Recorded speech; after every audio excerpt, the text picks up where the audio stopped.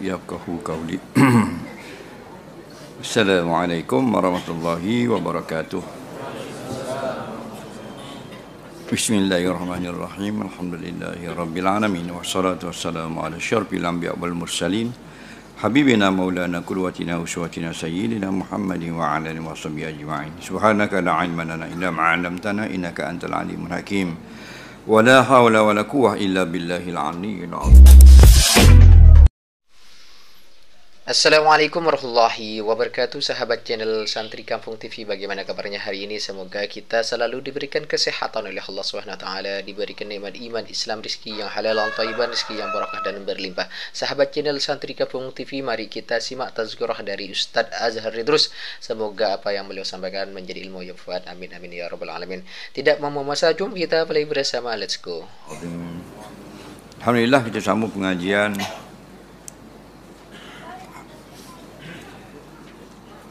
hadis 40 malam ini di muka surat 323 nombor 2 yang di atas. Kata pengarang rahimahullahu ta'ala,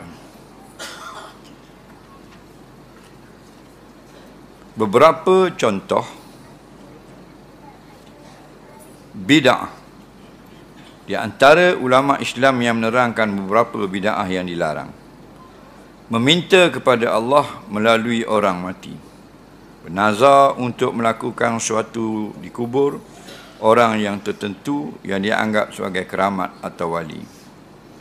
Menyerahkan hukum agama kepada akal fikiran manusia dan menolak nas atau keterangan dari Allah dan Rasulnya, atau meninggalkan hukum Allah dan hukum Rasulnya kerana mengikut fikiran dan pendapat manusia. 3. Mengerjakan ibadat sembahyang dengan cara yang berlainan sama sekali dari asal perintah. Misalnya seperti dirikan sembahyang dengan 2 rakaat atau 1 sujud, atau dimulakan dengan salam, sudah dengan takbir, dan menyamakan urusan riba yang diharamkan dengan urusan jual beli yang diharuskan. Baik, kita sambung lagi hadis tentang bid'ah.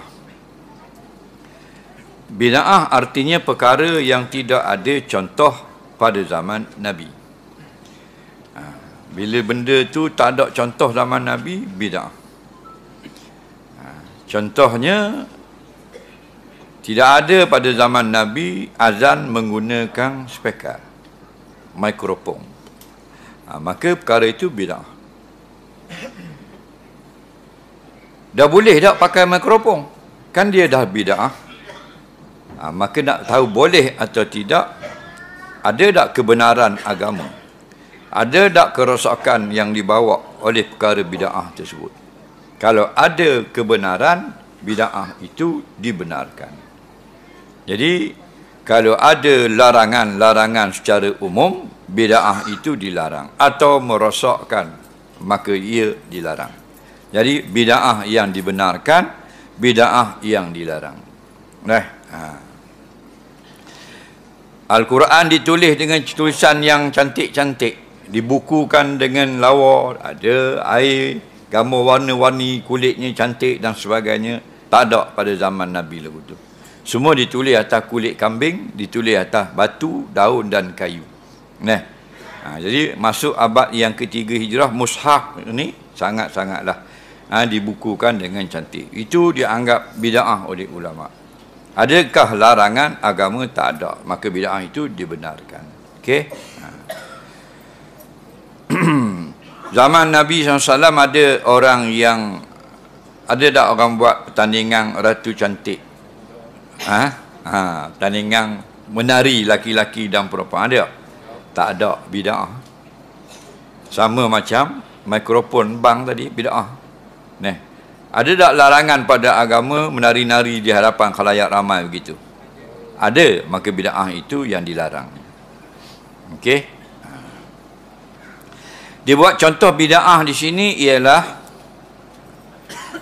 meminta kepada Allah melalui orang yang mati. Dia kata dia minta kepada mayat, tapi hakikatnya minta kepada Allah. Itu dianggap sebahagian besar ulama sebagai bid'ah yang dilarang. Dengar baik-baik, hukum mengambil barakah itu boleh. dengan kesepakatan ulama ahli sunnah wal jamaah. Okey, cuma bila kita tak belajar jadi salah. Nah, ambil berkat boleh. Ambil berkat boleh. Contohnya kita ambil keberkatan dengan Al-Quran. Nampak? Contoh, sebahagian sahabat diriwayatkan mencium akan Quran selepas daripada membacanya. Itu dipanggil ambil tabaruk, ambil keberkatan. Okey, dicium Al-Quran itu. Kemudian kita menambah-nambah pula perbuatan mencium itu menyebabkan kita terlepas daripada api neraka, itu bid'ah. Faham? Kerana tidak ada dalil pada ucapan seperti itu. Nampak? Tawasul ini ada yang dibenarkan, ada yang tak dibenarkan. Bertilah balah bab tawasul. Tawasul ini maksudnya berdoa. Adakah semua doa itu ada tawasul? Tidak. Doa itu ada doa, tidak ada tawasul. Ada doa, ada tawasul. Saya berikan contoh kedua-dua, mudah faham. Minta permintaan atau doa yang sama, tapi contohnya tawasul dan tidak tawasul. Contohnya anak kita sakit. Okey, anak kita sakit, kita berdoa kepada Allah, ya Allah, berilah kesembuhanmu kepada anakku yang sakit ini. Itu doa, tidak ada tawasul. Nampak? Okey? Itu hukumnya, itu dibolehkan. Yang kedua, ada tawasul. Kita pergi ke Iraq, ziarah ke sebuah masjid. Yang di situ telah datang sahabat-sahabat Nabi bersolat di situ. Kita pun berdoa, ya Allah, berkat para sahabat kekasihmu yang pernah datang ke sini, berikanlah kesembuhanmu kepada anakku yang sakit. Nampak lagi? Ada beza tak? Itu hukumnya harus. Itu orang panggil tawasul. Faham lagi? Kita sekarang ni terlajak pandai, semua tawasul haram belaka. Itu salah lah. Kita rojak ulama. Ulama kata tawasul begini boleh, kita kata boleh. Ulama kata tawasul begini dilarang, kita kata dilarang. Dengan kita pula yang keluarkan hukum. Nampak? Kita ni nak keluarkan hukum. Ni ramai dah orang jahil keluar hukum. Ramai tak? Sedangkan hukum tu dia tak tahu apa. Apa makna hukum? Dia mengeluarkan hukum. Hukum dia tak tahu. Dia bercakap dengan perkataan yang dia tak tahu makna perkataan. Nampak?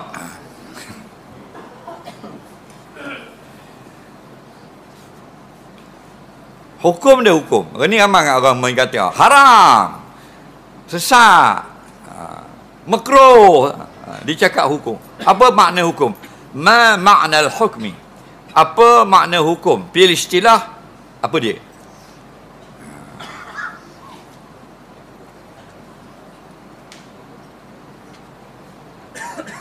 Isbatu amrin li amrin au nafyuhu anhu. Itu hukum. Kita nak mensabitkan sesuatu kepada sesuatu atau nak menafikan sesuatu daripada sesuatu. Contoh, nak mensabitkan hukum wajib kepada sembahyang atau nak menafikan hukum haram dari membaca Quran.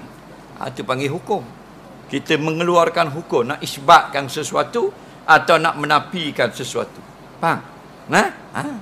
Dah kita hukum tak sama tak? Tarikh tak belajar, lepas tu mengeluarkan hukum. Jadi masalah. Man la ya'rif bima takallama bihi fahuwa junun. Barang siapa yang tidak tahu apa yang dia cakap, dia orang gila. Dia cakap tapi dia tak tahu apa yang dia cakap, dia orang gila. Ini ramai dah orang sekarang, ramai orang gila. Katanya Datuk Sri Sami Belu. Ramai orang gila. Kenapa dia cakap dengan perkataan yang dia pun tak tahu, tapi dia cakap. Pergi minta dengan mayat suruh sembuhkan anak dia, itu tawasul yang dilarang. Okey? Minta kepada orang mati supaya beri dia rezeki, itu tawasul yang dilarang. Tak usah kata orang mati, orang hidup pun dia minta benda yang hanya Allah boleh bagi. Haram. Ada satu hadis yang berbunyi izasta'anta fasta'in billah. Apabila engkau nak minta, maka hendaklah engkau minta kepada Allah. Nampak? Pernah dengar tak? Itu hadis betul, Bilal. Hadis sahih. Kalau mu kata doa aku jolok hidung. Faham tak lagi?